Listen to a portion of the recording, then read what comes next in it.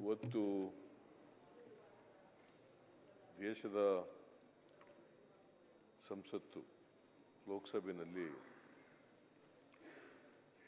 ನಡೆದಿರ್ತಕ್ಕಂಥ ಘಟನೆ ಅತ್ಯಂತ ಖಂಡನೀಯವಾದಂಥ ಘಟನೆ. ಎಲ್ಲರೂ ಕೂಡ ಖಂಡಿಸಬೇಕಾಗ್ತದೆ. ಇದು ನಮಗೂ ಕೂಡ ಒಂದು ಎಚ್ಚರಿಕೆ. ಯಾಕಂತಂದ್ರೆ ಅಲ್ಲಿ ಪಾರ್ಲಿಮೆಂಟ್ ಒಳಗಡೆ ಹೋಗಿ ಯಾರಿಂದಲೋ ಪಾಸ್ ತಕೊಂಡು, ಅಲ್ಲಿ ಯಾರು ಪಾಸ್ ಕೊಟ್ಟಿರ್ತಕ್ಕಂಥವ್ರು ನಮ್ಮ ಲೋಕಸಭಾ ಸದಸ್ಯರು ಅವ್ರು ಕೊಟ್ಟಿದ್ದಾರೆ ಅಂತೇಳಿ ನಮಗೆ ಇರ್ತಕ್ಕಂಥ ಇನ್ಫಾರ್ಮೇಷನ್ನು ರೈಟ್ ಅವ್ರು ರಾಂಗೋ ಗೊತ್ತಿಲ್ಲ. ನನಗೆ ಇನ್ಫಾರ್ಮೇಷನ್ ಆ ಥರ ಇದೆ. ನಾವು ಪಾಸ್ ಕೊಡುವಾಗ ಸ್ವಲ್ಪ ಗೊತ್ತಿರ್ತಕ್ಕಂಥವ್ರು ಕೊಡೋದು ಒಳ್ಳೆಯದು. ಯಾರು ಗೊತ್ತಿದ್ದಾರೆ ನಮಗೆ ಅಂಥವ್ರಿಗೆ ಪಾಸ್ ಕೊಟ್ಟರೆ ಒಳ್ಳೆಯದು. ಈಗ ಅಶೋಕ್ ಅವ್ರು ಹೇಳಿದ್ರು, ನಾವು ಯಾರಿಗೋ ಪಾಸ್ ಕೊಟ್ಬಿಟ್ಟಿರ್ತೀವಿ, ಸೈನ್ ಮಾಡಿ ಬಂದಿರ್ತೀವಿ, ನಮ್ಮ PA ಕೊಟ್ಬಿಟ್ಟಿರ್ತಾರೆ. ಅದಕ್ಕೆ ನಾವು ಕೊಡುವಾಗಲೇ ನಮಗೆ ಗೊತ್ತಿದ್ರೆ ಮಾತ್ರ ಕೊಡಬೇಕು. ಗೊತ್ತಿಲ್ಲದವ್ರಿಗೆ ನೀವು ಪಾರ್ಲಿಮೆಂಟ್ಗೆ ಹೋಗಿ ಅಂತೇಳಿ ಅಥವಾ ಅಸೆಂಬ್ಲಿಗೆ ಹೋಗಿ ಅಂತೇಳಿ ಕೊಡಬಾರ್ದು. ಹೊಸ ಅದ್ರ ಬಗ್ಗೆ ನಾವು ಎಚ್ಚರಿಕೆ ವಹಿಸೋದು ಭಾಳ ಒಳ್ಳೆಯದು. ಮತ್ತು ಇಲ್ಲಿ ನೋಡಿದ್ರೆ, ಈ ಘಟನೆ ನೋಡಿದ್ರೆ ಮೇಲ್ನೋಟಕ್ಕೆ ಸೆಕ್ಯೂರಿಟಿ ಲೋಪ ಇದ್ದಾಗ ಕಾಣಿಸುತ್ತೆ. ಯಾಕಂತಂದರೆ ಅವರು ಗ್ಯಾಸ್ ತಗೊಬಂದು ಹಾಕಿದ್ದಾರೆ ಒಳಗಡೆಗೆ. ಬಹುಶಃ ಸೆಕ್ಯೂರಿಟಿಯವರು ಅವ್ರನ್ನ ಸರಿಯಾದ ರೀತಿಯಲ್ಲಿ ಚೆಕ್ ಮಾಡಿಲ್ಲ, ತಪಾಸಣೆ ಮಾಡಿಲ್ಲ ಅಂತೇಳಿ ಅನಿಸುತ್ತೆ. ತಪಾಸಣೆ ಮಾಡಿದರೆ ಹಂಗೆಲ್ಲ ಬರಲಿಕ್ಕಾಗಲ್ಲ.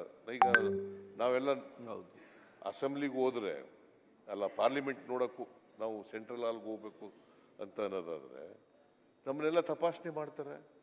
ಮಿನಿಸ್ಟ್ರಿಗಳಂದ್ರೂ ಕೂಡ ತಪಾಸಣೆ ಮಾಡ್ತಾರೆ. ಲೀಡರ್ ಆಫ್ ದಿ ಅಪೋಸಿಷನ್ ಅಂತಿದ್ರು ಕೂಡ ತಪಾಸಣೆ ಮಾಡ್ತಾರೆ. ಆ ತಪಾಸಣೆ ಮಾಡೂ ಕೂಡ ಈ ಥರದ್ದು ನಡೆದಿದೆ ಅಂತಂದರೆ ನಾನು ಆರೋಪ ಮಾಡ್ತಾ ಇಲ್ಲ. ಸೆಕ್ಯೂರಿಟಿ ಅವ್ರದ್ದು ಮೇಲ್ನೋಟಕ್ಕೆ ಲೋಪ ಎದ್ದು ಕಾಣಿಸುತ್ತೆ. ಅದಕ್ಕೆ ನಮಗೆ ಎಚ್ಚರಿಕೆ, ಈ ಸದನದಲ್ಲೂ ಕೂಡ ಎಚ್ಚರಿಕೆಯಿಂದ ಇರಬೇಕಾಗಿರ್ತಕ್ಕಂಥದ್ದು ಅತ್ಯಂತ ಅವಶ್ಯ. ಇಲ್ಲಿ ನಾನು ಹೇಳಿದ್ರಲ್ಲ, ನಮ್ಮ ಹೋಮ್ ಮಿನಿಸ್ಟರ್ ಹೇಳಿದ್ರಲ್ಲ, ನಮ್ಮ ಇಲ್ಲಿ ನೂರಾರು ಜನ ಇರ್ತಾರೆ. ಹೌದೇ ಎಂಟರ್ಡ್ ದಿ ಹೌಸ್ ಅನ್ನೋದೇ ಗೊತ್ತಾಗಲ್ಲ ನನಗೆ. ಬಹಳ ಜನ ಇರ್ತಾರೆ. ಅವರು ಬಹಳ ಜನ ಬಂದವರು ಒಳ್ಳೆಯವರು ಬರ್ತಾರೆ, ಕೆಟ್ಟವರು ಬರ್ತಾರೆ, ಭಯೋತ್ಪಾದಕರು ಬರ್ಬೋದು, ಉಗ್ರರು ಬರ್ಬೋದು, ಯಾರು ಬೇಕಾದ್ರೂ ಬರ್ಬೋದು. ಹಿಂದೆ ಒಂದ್ಸಾರಿ ಪಾರ್ಲಿಮೆಂಟಿಗೆ ಉಗ್ರರು ನುಗ್ಬಿಟ್ಟಿದ್ರು, ವಾಜಪೇಯಿ ಅವರು ಪ್ರಧಾನಮಂತ್ರಿ ಇರುವಾಗ.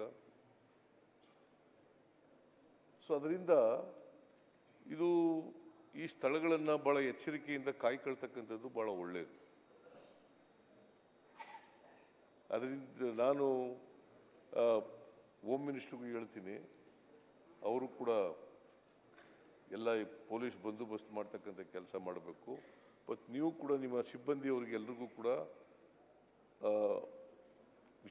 ಭಾಳ ಕಟ್ಟುನಿಟ್ಟಾಗಿ ಸೆಕ್ಯೂರಿಟಿ ಲೋಪ ಆಗದ ರೀತಿಯಲ್ಲಿ ನೋಡ್ಕೊಳ್ತಕ್ಕಂಥ ಕೆಲಸ ಮಾಡಬೇಕು. ನಾವು ಭಾಳ ಜನ ಬರ್ತಾರೆ. ಸೊ ಪಾಸ್ ಕೊಡುವಲ್ಲೇ ಎಚ್ಚರಿಕೆ ವಹಿಸಬೇಕು. ಆಮೇಲೆ ಸೆಕ್ಯೂರಿಟಿಯವರು ಕೂಡ ಮಾಡಬೇಕು. ಬಟ್ ಅದನ್ನು ಕಂಟ್ರೋಲ್ ಮಾಡ್ತಕ್ಕಂಥದ್ದು ಭಾಳ ಒಳ್ಳೆಯದು. ಅದರ್ವೈಸ್ ಯಾರಿಗೂ ಕೂಡ ಸೇಫ್ಟಿ ಇರೋದಿಲ್ಲ. ಸದನಕ್ಕೆ ಲೋಕಸಭೆಗೆ ಇರೋದಿಲ್ಲ, ಸಂಸತ್ತಿಗೆ ಇರೋದಿಲ್ಲ, ವಿಧಾನಸಭೆಗೆ ಇರೋಲ್ಲ, ವಿಧಾನ ಪರಿಷತ್ಗೆ ಇರೋಲ್ಲ. ಸೊ ಇದನ್ನು ನಾವು ಎಚ್ಚರಿಕೆ ವಹಿಸೋದು ಭಾಳ ಒಳ್ಳೆಯದು ಅಂತ ಹೇಳಿ ನಮ್ಮ HK ಪಾಟೀಲರು ಇದನ್ನು ಪ್ರಸ್ತಾಪ ಮಾಡಿರ್ತಕ್ಕಂಥದ್ದು ಭಾಳ ಒಳ್ಳೆಯದು. ಈ ಘಟನೆ ತೀವ್ರವಾಗಿ ಖಂಡಿಸ್ತೀನಿ. ಈ ಘಟನೆಯನ್ನು ತೀವ್ರವಾಗಿ ಖಂಡಿಸ್ತೀನಿ. ಇಲ್ಲಿ ಎಚ್ಚರಿಕೆ ವಹಿಸ್ತಕ್ಕಂಥ ಕೆಲಸನ ಸಂಸದೀಯ ವ್ಯವಸ್ಥೆ ಏನು ಸದ್ಯಕ್ಕೆ ಏನೂ ಆಗಿಲ್ಲ. ಸುದೈವ ಏನೂ ಆಗಿಲ್ಲ. ತಕ್ಷಣ ಸ್ಪೀಕರು ಅದನ್ನು ಅರ್ಜೆಂಟ್ ಮಾಡಿ ಅಲ್ಲಿ ಯಾರು ಎಂ ಪಿಗಳೆಲ್ಲ ಹೊರಗಡೆ ಹೋಗೋ ರೀತಿಯಲ್ಲಿ ಎಲ್ಲ ಮಾಡಿದ್ದಾರೆ. ಸೊ ಸುದೈವ ಏನೂ ಆಗಿಲ್ಲದೆ ಇರ್ತಕ್ಕಂಥದ್ದು. ಬಟ್ ಗ್ಯಾಸ್ ಬಾಂಬ್ಗಳನ್ನ ಹಾಕಿದ್ದಾರೆ ಅಂತ ನನಗಿರೋ ಇನ್ಫಾರ್ಮೇಷನ್. ಗ್ಯಾಸ್ ಬಾಂಬ್ಗಳು, ಯಾಕಂದರೆ ಗ್ಯಾಸ್ ಎಲ್ಲ ಬರ್ತಾ ಇದೆ. ನಾವು ನೋಡಿದಾಗ ಟಿ ವಿನಲ್ಲಿ ನೋಡಿದಾಗ ಅದನ್ನೇ ಬಾಂಬ್ ಅಂತಂದ್ರೆ ಅದನ್ನೇ ಎಕ್ಸ್ಪ್ಲೋಡ್ ಯಾವ್ದು ಎಕ್ಸ್ಪ್ಲೋಡ್ ಆಗುತ್ತೆ ಅವೆಲ್ಲ ಬಾಂಬ್ಗಳು.